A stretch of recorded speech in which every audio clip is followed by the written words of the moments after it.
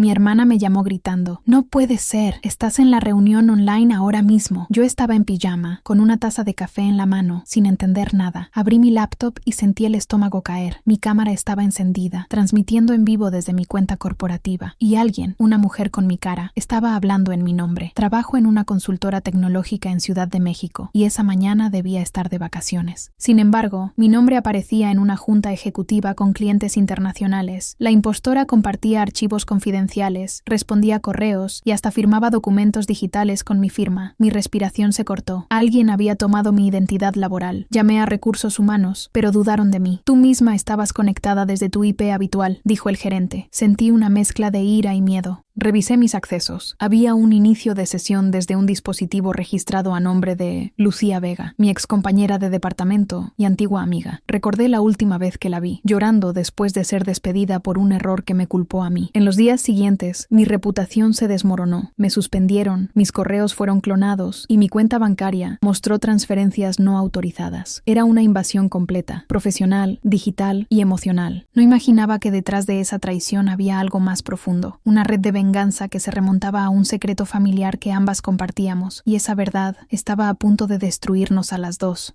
Pero antes de continuar, aprovecha para suscribirte al canal y dejar tu like en este video. Y cuéntanos en los comentarios desde dónde nos estás viendo. Nos encanta saber hasta dónde llegan nuestras historias. Ahora prepárate, porque esta historia te va a sorprender más de lo que imaginas. Quédate hasta el final, no vas a creer lo que pasó. El vapor del café subía lento cuando el teléfono vibró sobre la mesa. «Tienes que ver esto ya», gritó mi hermana. Su voz sonaba cortada, como si corriera. Abrí la laptop sin entender nada. En segundos, mi rostro apareció en la pantalla de una reunión corporativa en curso. El aire se me fue del pecho. Era yo. Mi cara, mi voz, mi cuenta. Pero yo estaba en mi cocina, en pijama. Sentí el sudor frío correr por la espalda mientras ajustaba el volumen. En la videollamada, la impostora hablaba con tono seguro. «Confirmo la entrega del informe financiero». Las palabras resonaron con una precisión que me heló la sangre. Movía las manos igual que yo, el mismo gesto con el cabello detrás de la oreja. «No puede ser», susurré. Mi respiración se entrecortó. Intenté cerrar la sesión, pero el sistema me negaba acceso. «Usuario activo», decía el mensaje. El mouse temblaba entre mis dedos. El reloj digital del microondas marcaba las 8:12 a.m., la hora exacta de la reunión ejecutiva. Todo coincidía. «Dios mío», murmuré, mientras el aroma del café se mezclaba con un olor metálico que venía de la laptop sobrecalentada. Mi corazón golpeaba contra las costillas. Esa no era una simple falla técnica. Era una invasión. El timbre del teléfono volvió a sonar. «¿Qué está pasando, Laura?», insistió mi hermana. «Eres tú en la pantalla, te juro». Cerré los ojos. La impostora reía, mostrando un lunar idéntico al mío en la mejilla. Una copia perfecta. Solo que detrás de esa sonrisa había algo más. Conocimiento. Ella sabía exactamente qué decir, qué archivos mostrar. Me di cuenta en ese instante. Alguien había robado mi identidad digital. Intenté contactar al área de TI, pero el sistema me bloqueó. El cursor parpadeaba sobre un fondo gris, como si me observara. Respiré hondo, conté hasta 3. «Piensa, Laura, piensa». Entré por la cuenta de respaldo, creada años atrás. Allí estaba el registro. Un acceso desde la colonia Roma, 3 horas antes. Un nombre asociado al dispositivo. Lucía Vega. Sentí un latigazo en el pecho. Lucía había sido mi compañera de apartamento, mi amiga durante años, hasta que la empresa la despidió por un error de facturación. Un error que ella juró no haber cometido, y que según ella, había sido culpa mía. Recordé su rostro aquella última noche. Golpeó la puerta de mi cuarto, ojos rojos, la voz quebrada. «Me traicionaste, Laura. Te juro que esto no termina aquí». Pensé que eran solo palabras de dolor, pero ahora, verla usurpar mi vida profesional era otra cosa. En la reunión, el yo falso firmaba documentos digitales con mi nombre. Cada clic sonaba como una sentencia. Esto no puede estar pasando. La luz del monitor iluminaba mis manos temblorosas, revelando el temblor que intentaba disimular.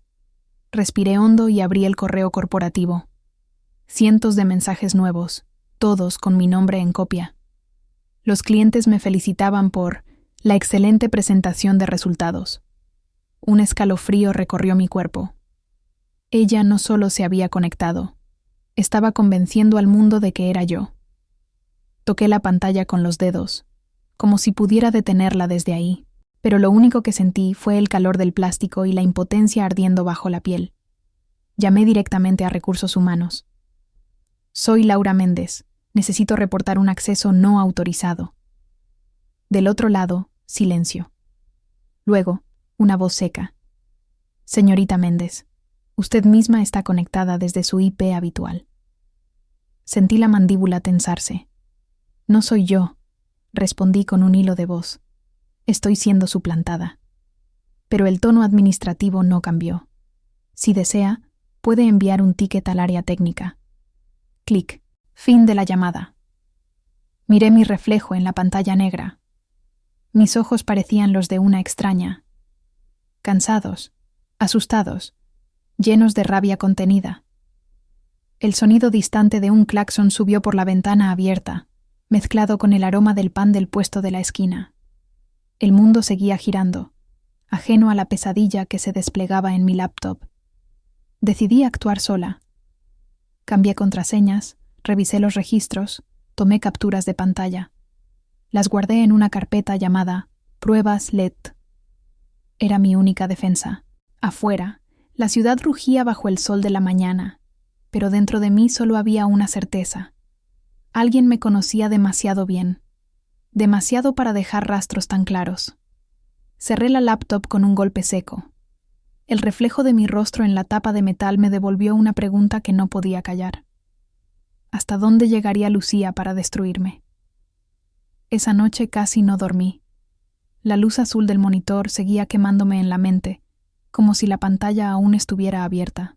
Cada vez que cerraba los ojos, veía a mi doble moviendo los labios, repitiendo mis frases con precisión quirúrgica. Me levanté a las 3 de la madrugada y caminé descalza por el apartamento, intentando calmarme. El piso frío bajo mis pies me devolvía a la realidad. No puede estar haciéndome esto, murmuré. Pero sabía que Lucía era capaz. Conocía mis horarios, mis contraseñas, mis costumbres. Habíamos compartido techo durante casi 4 años. Nos conocimos cuando ambas éramos becarias en la consultora. Ella tenía una energía magnética, de esas personas que iluminan la oficina con su risa.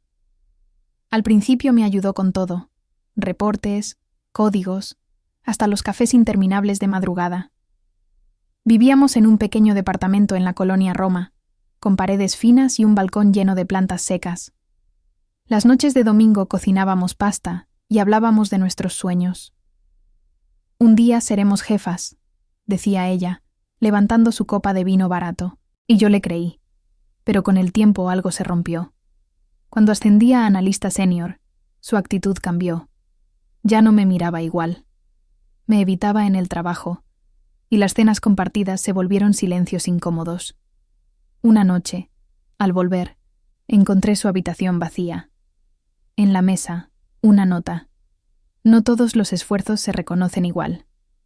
Días después, su despido se hizo oficial. Dijeron que había manipulado datos del sistema financiero. Yo intenté defenderla, pero su rabia ya había germinado. Lo entendí demasiado tarde. La culpa fue un peso que arrastré durante meses.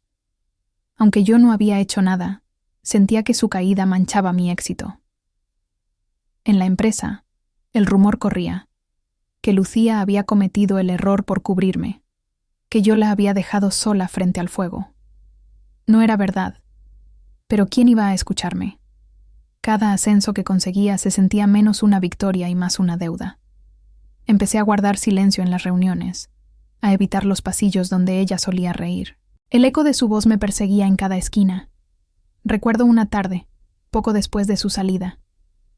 Fui a su antigua oficina para recoger unos documentos. El aire olía a perfume floral y tinta fresca, En el escritorio encontré una foto rota por la mitad. Nosotras dos, sonriendo con uniformes de trabajo. La tomé con cuidado, sintiendo el papel rugoso bajo mis dedos. Era como si un pedazo de mi vida se hubiera arrancado sin aviso. Guardé la foto en mi cartera. Hasta hoy sigue ahí, doblada, testigo de un cariño que terminó torcido. Esa culpa silenciosa fue lo que me hizo bajar la guardia. Nunca imaginé que ella usaría ese conocimiento, mi confianza, mis accesos, mis gestos, para construir su venganza. Pero ahora todo encajaba. Cada dato, cada coincidencia. Lucía no solo quería mi trabajo, quería verme caer, vivir lo que ella vivió.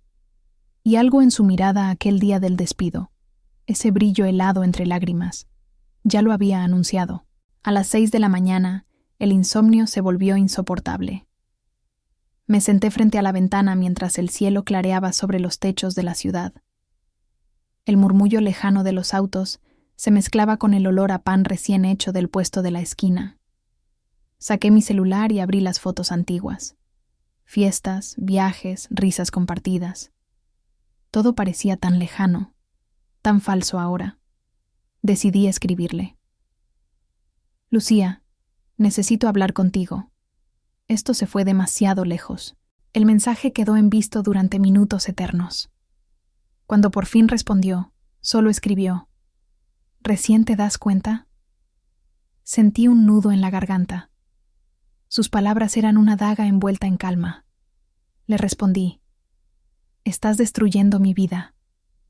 3 puntos de escritura aparecieron, luego desaparecieron, y nada más. Me quedé mirando la pantalla vacía, con los dedos entumecidos.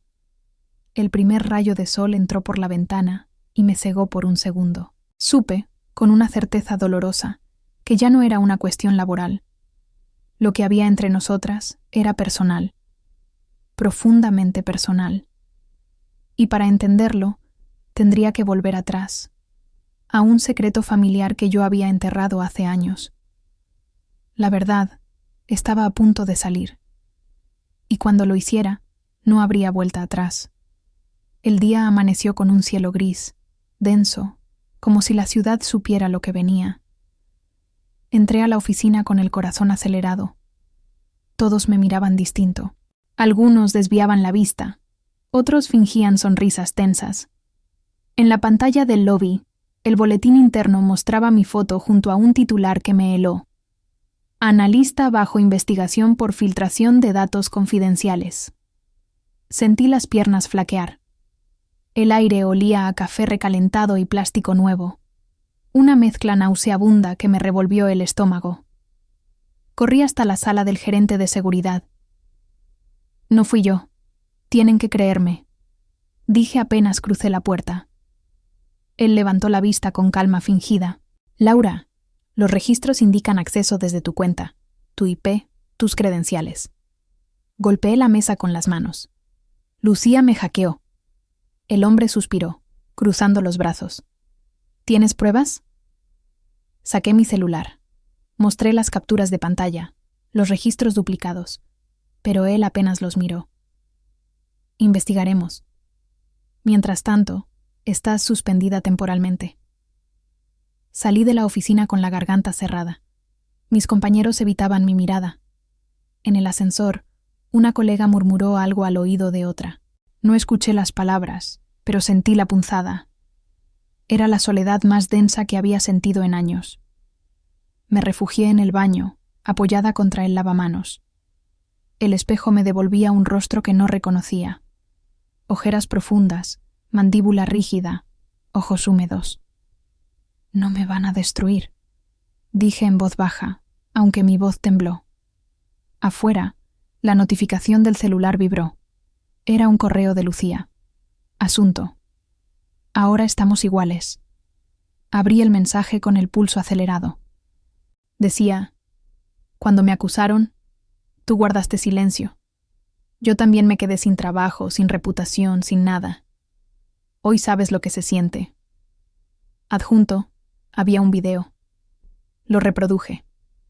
En la grabación, mi yo falso entregaba un archivo a un cliente extranjero. Lucía había grabado toda la reunión, editando la imagen para reemplazar mi rostro por el suyo.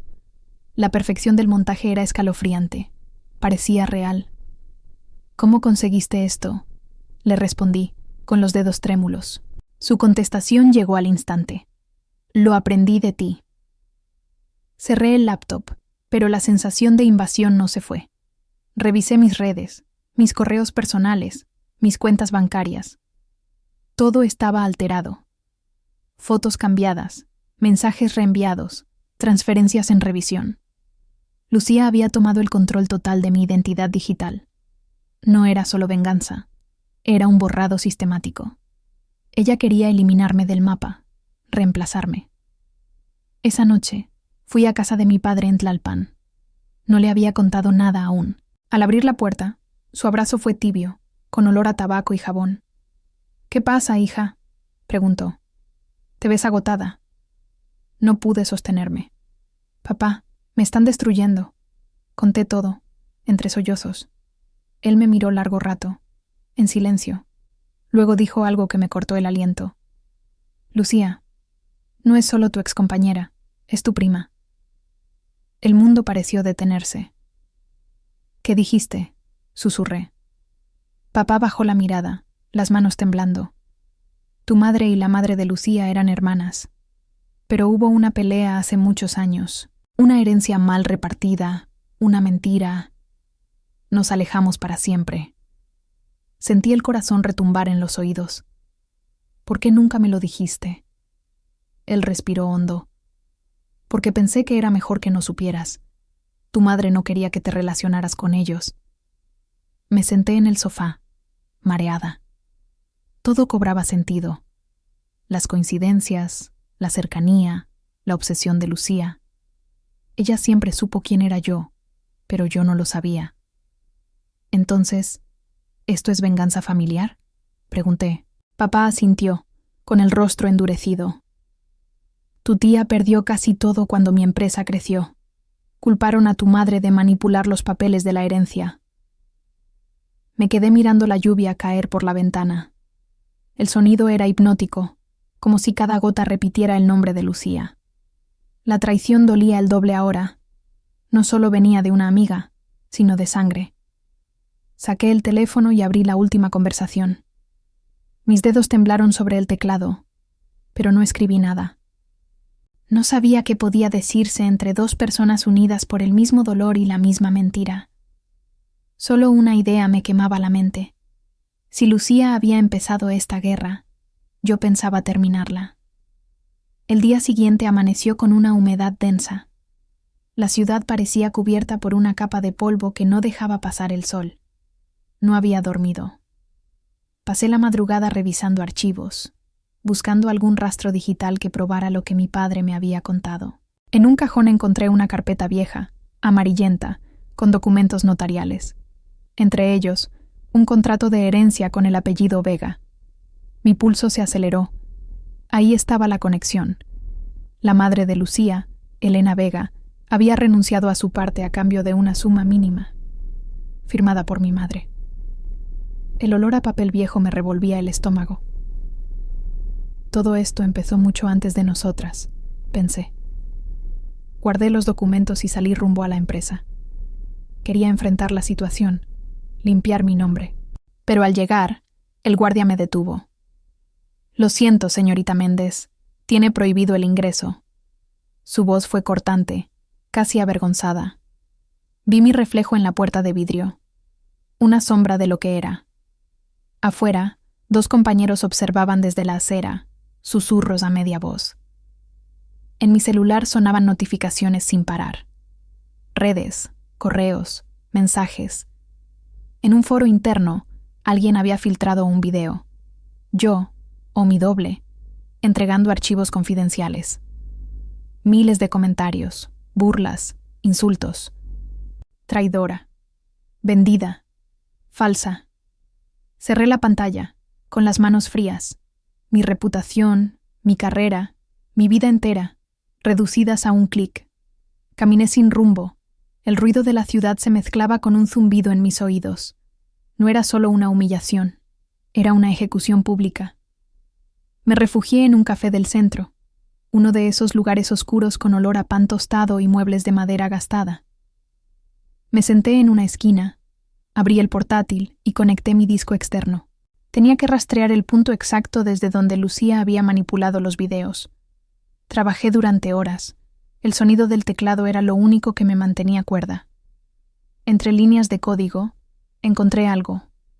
Una dirección IP vinculada a una cuenta del gobierno local. Una pista que no tenía sentido. Hasta que vi el nombre del responsable del sistema. Rafael Vega. Recordé a Rafael, primo de Lucía. Lo había visto una sola vez, en una fiesta navideña, hace años. Callado, técnico, siempre con una computadora bajo el brazo. Mi respiración se volvió rápida. Lucía no actuaba sola. Había una red familiar detrás. Usaban sus conocimientos en ciberseguridad para arruinarme. Imprimí los registros, los guardé en una carpeta de plástico. El papel temblaba en mis manos. Cuando salí del café, la lluvia comenzaba a caer. Caminé bajo el agua, sin paraguas, con los ojos fijos en una decisión que ya estaba tomada. Buscaría ayuda legal. No podía seguir sola. Marqué el número de una abogada que me recomendó una amiga. Mi nombre es Laura Méndez, dije con voz ronca, y necesito defender mi identidad. La abogada se llamaba Mariana Cruz, una mujer de mirada firme y tono pausado. Nos reunimos en su despacho, lleno de carpetas y olor a papel húmedo. Me escuchó sin interrumpir, tomando notas con letra precisa. Lo que describes es suplantación digital agravada y difamación corporativa, explicó. Pero será difícil probarlo. Si ellos usaron tus accesos, todo apunta a ti. Sentí un nudo en el estómago. Entonces, ¿qué hago? Ella me miró fijo. Construimos un caso. Pero necesito pruebas sólidas, Laura. No emociones. Le mostré los registros, los correos, los contratos viejos. Cuando vio el apellido Vega, levantó una ceja. ¿Familia? Asentí. Eso complica todo, y lo explica a la vez. Tomó aire. Esto no solo es un crimen digital, es una venganza generacional. Su frase me quedó resonando. Salí del despacho al atardecer, el cielo teñido de naranja. Caminé hasta el metro con la sensación de que algo más se movía en las sombras. En mi bandeja de entrada, una nueva notificación, un correo sin remitente. Asunto: ¿crees que la justicia te salvará? El cuerpo del mensaje contenía una sola línea. El pasado no se borra, solo se repite. Esa noche no hubo silencio. Mi teléfono vibraba sin parar. Alertas bancarias, correos, notificaciones desconocidas.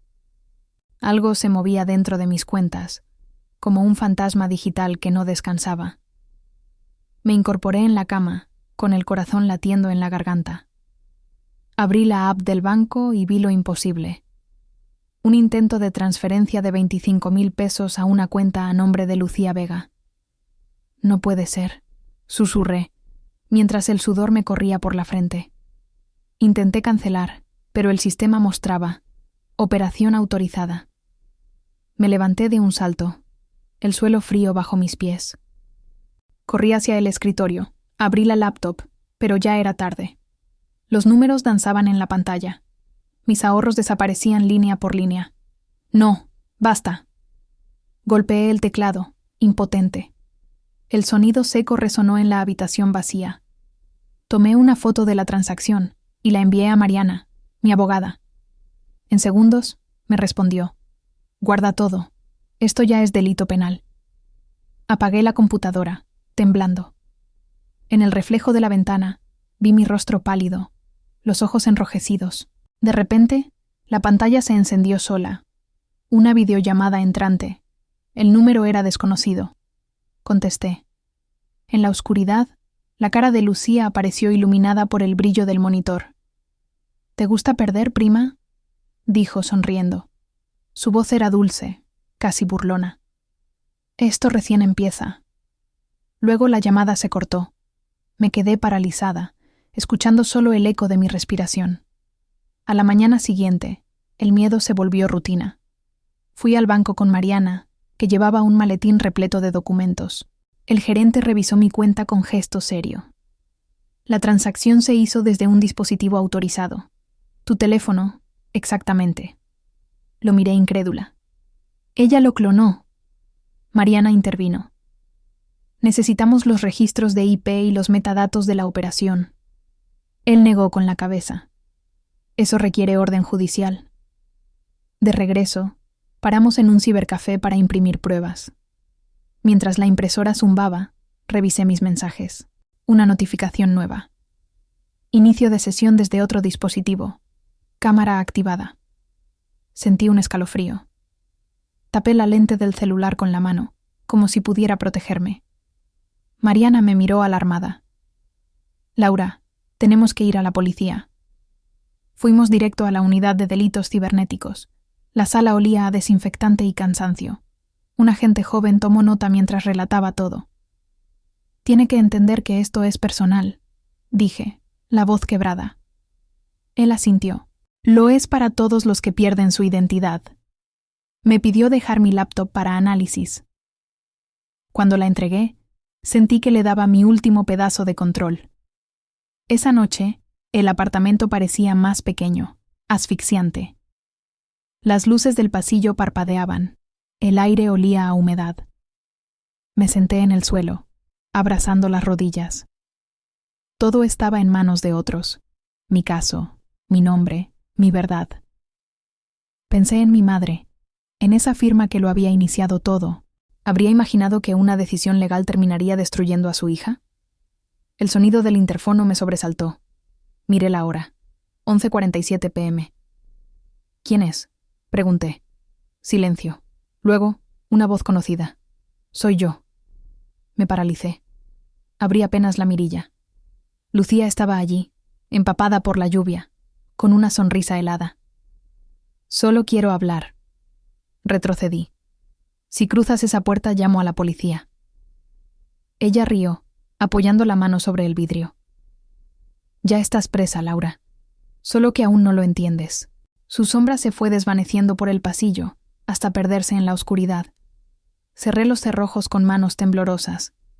Afuera, la lluvia seguía cayendo. Dentro, el silencio pesaba como una sentencia. Y en el fondo, una pregunta me taladraba el pecho.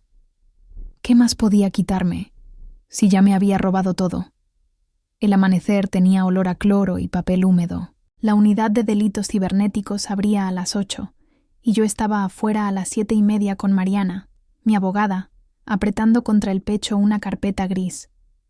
Mis dedos dejaban marcas de sudor en el plástico. «Respira conmigo», dijo ella, voz baja, mandíbula firme. Entramos. Los tubos fluorescentes zumbaban como mosquitos. Un agente con ojeras nos condujo a una mesa metálica. Computadora, teléfono, capturas, registros 2FA y listado de tokens. Enumeró. Fui entregando todo, como quien se arranca capas de piel. El perito conectó mi laptop a una caja negra. Luz verde.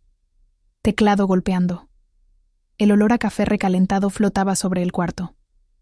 Encontramos screen mirroring instalado hace semanas, invisible para el usuario, y un módulo de SIM swap utilizado el mismo día de la transferencia, dijo el perito sin mirarme.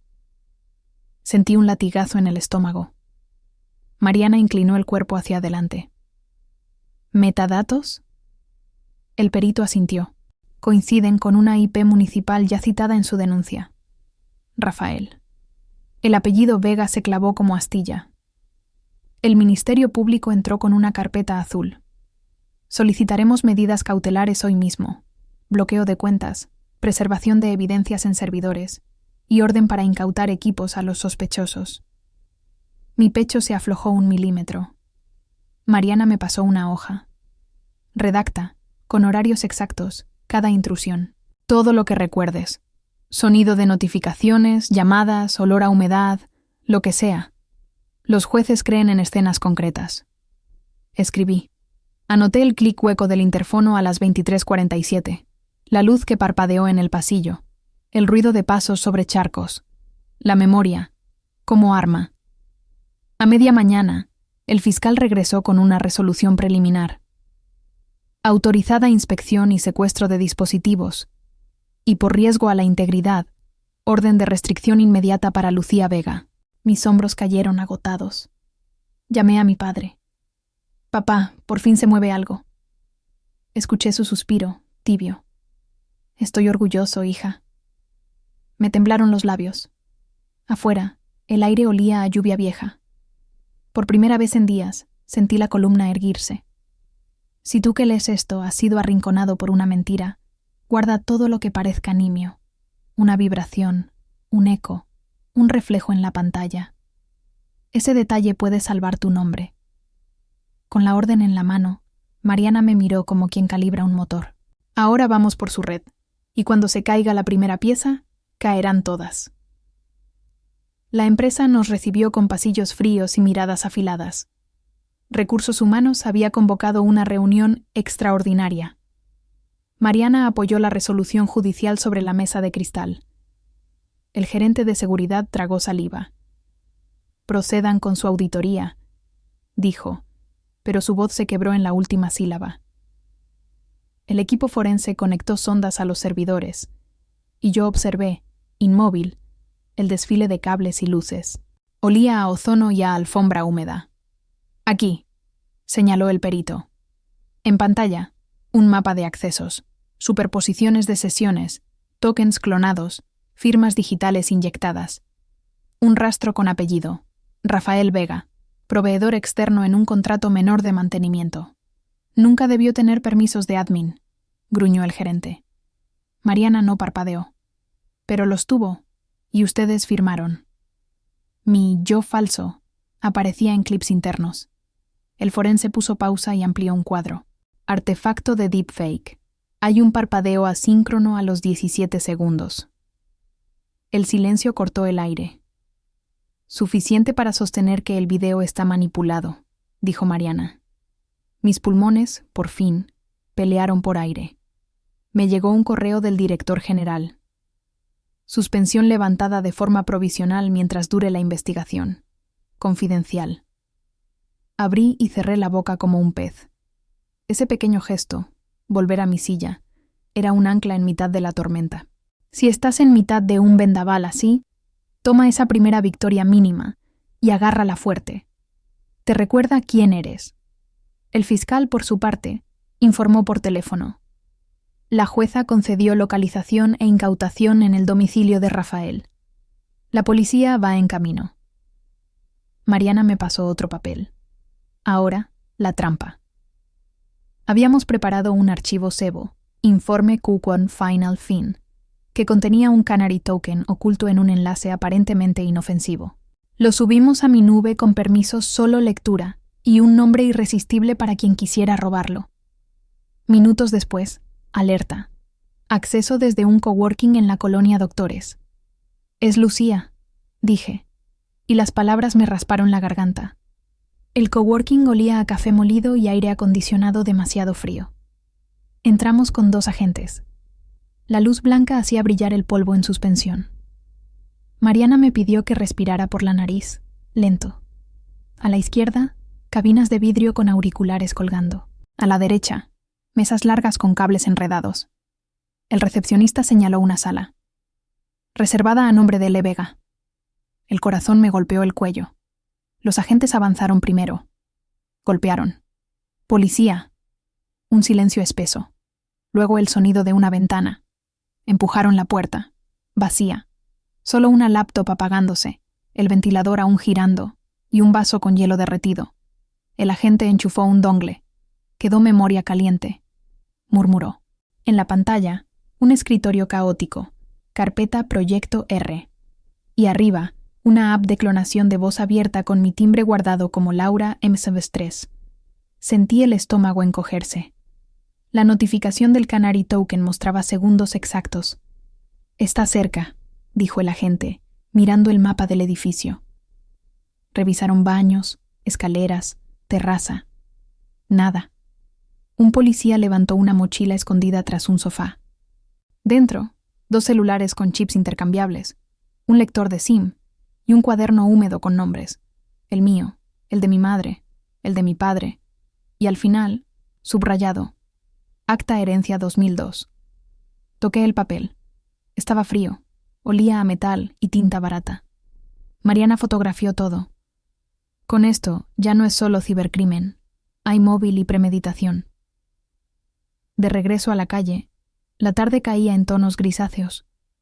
El viento traía olor a tierra mojada. Mi teléfono vibró con una nueva alerta del sistema. Intento de acceso bloqueado.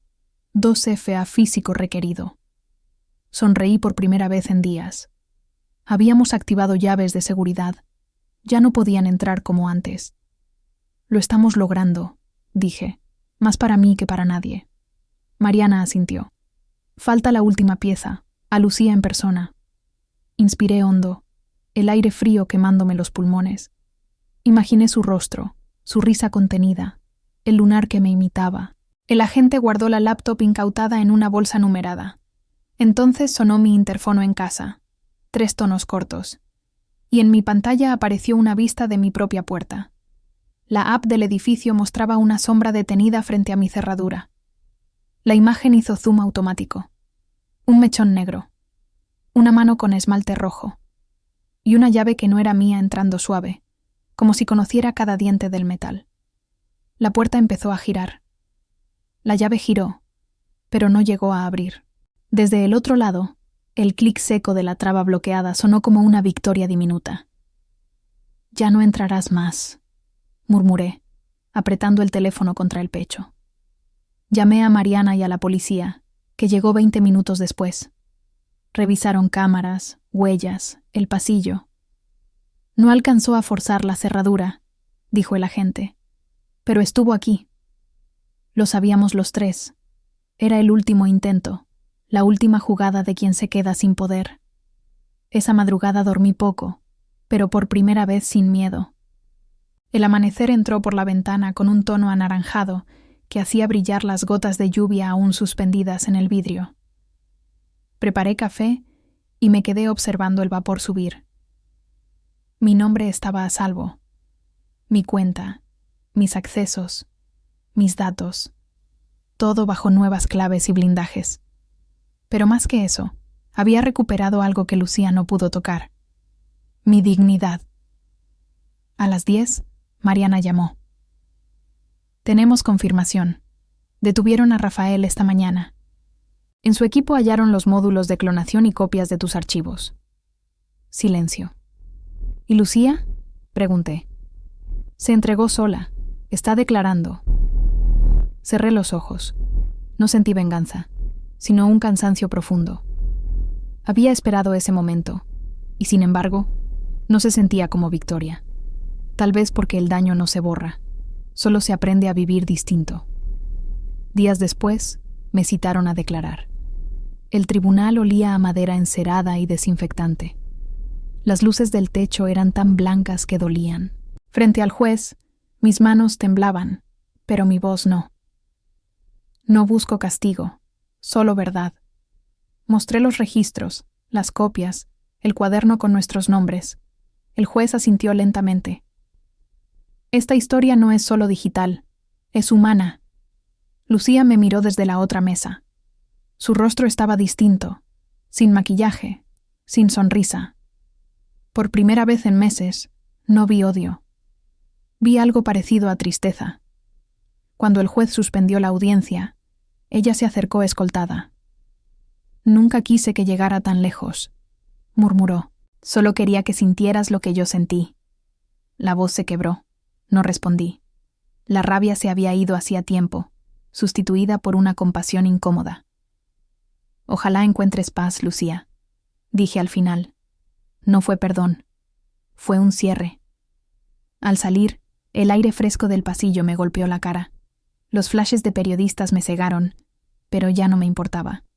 Subí al taxi y dejé el edificio atrás. Por la ventana, vi a la ciudad despertar como si nada hubiera pasado.